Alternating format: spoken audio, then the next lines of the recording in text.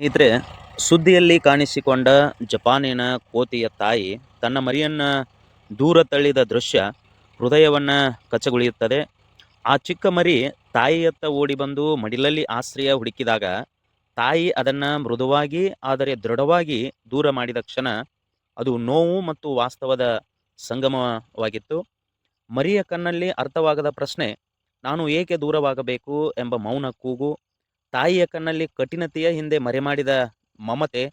ಪ್ರಕೃತಿಯ ನಿಯಮಗಳು ಎಷ್ಟು ಕಠಿಣವೋ ಅಷ್ಟೇ ಅಗತ್ಯವೂ ಹೌದು. ಮರಿಯು ಸ್ವತಂತ್ರವಾಗಿ ಬದುಕಲು ಕಲಿಯಬೇಕಾದ ಕ್ಷಣ ಅದು. ಚಳಿಗಾಲದ ಗಾಳಿಯಲ್ಲಿ ನಡುಗುತ್ತಾ ತಾಯಿಯ ಹಿಂದೆ ಓಡಾಡಿದ ಆ ಮರಿ ಮತ್ತೆ ಮತ್ತೆ ಹತ್ತಿರ ಬರಲು ಪ್ರಯತ್ನಿಸಿತು. ಆದರೆ ತಾಯಿ ಕೋತಿ ತನ್ನ ಮನದ ನೋವನ್ನ ಮರೆಮಾಡಿಕೊಂಡು ಅದನ್ನ ದೂರವಿಟ್ಟಳು. ಆ ದೂರವು ನಿರಾಕರಣೆಯಲ್ಲ, ಅದು ಬದುಕಿನ ಪಾಠ. ಮನುಷ್ಯರ ಜೀವನದಲ್ಲೂ ಹೀಗೆಯೇ ಅನೇಕ ಕ್ಷಣಗಳು ಇರುತ್ತವೆ. ಮಕ್ಕಳನ್ನು ತಮ್ಮದೇ ಕಾಲಿನಲ್ಲಿ ನಿಲ್ಲಲು ತಾಯಿ ತಂದೆಗಳು ಕೆಲವೊಮ್ಮೆ ಕಠಿಣವಾಗಬೇಕಾಗುತ್ತದೆ. ಪ್ರೀತಿಯು ಕೆಲವೊಮ್ಮೆ ಅಪ್ಪುಗೆಯಾಗಿ ಕಾಣಿಸಿದರೆ ಕೆಲವೊಮ್ಮೆ ದೂರವಾಗುವ ರೂಪದಲ್ಲೂ ಕಾಣಿಸುತ್ತದೆ. ಜಪಾನಿನ ಆ ಕೋತಿಯ ತಾಯಿ ಮತ್ತು ಮರಿಯ ಕತೆ ನಮಗೆಲ್ಲ ಕಲಿಸುವುದು, ಪ್ರೀತಿ ಎಂದರೆ ಸದಾ ಹಿಡಿದುಕೊಳ್ಳುವುದಲ್ಲ, ಕೆಲವೊಮ್ಮೆ ಬಿಡುವುದೂ ಆಗಿದೆ.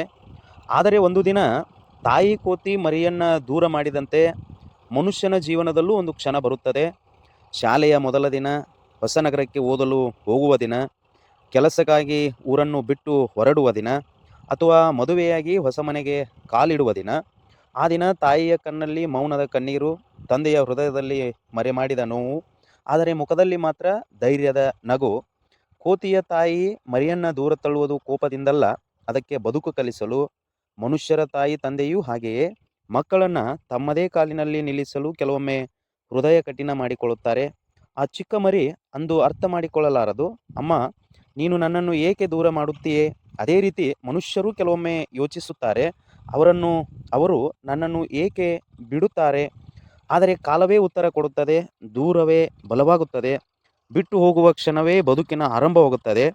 ಕೋತಿಮರಿ ಸ್ವತಂತ್ರವಾಗಿ ಹಾರಲು ಕಲಿಯುತ್ತದೆ. ಮಗು ತನ್ನ ಕನಸುಗಳ ನಡೆಯಲು ಕಲಿಯುತ್ತದೆ.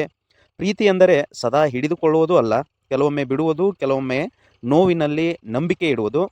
ತಾಯಿ ಕೋತಿ ಮರಿಯನ್ನ ದೂರ ಮಾಡಿದ ಕ್ಷಣ ನಮ್ಮ ಜೀವನದ ದೊಡ್ಡ ಸತ್ಯವನ್ನ ಹೇಳುತ್ತದೆ.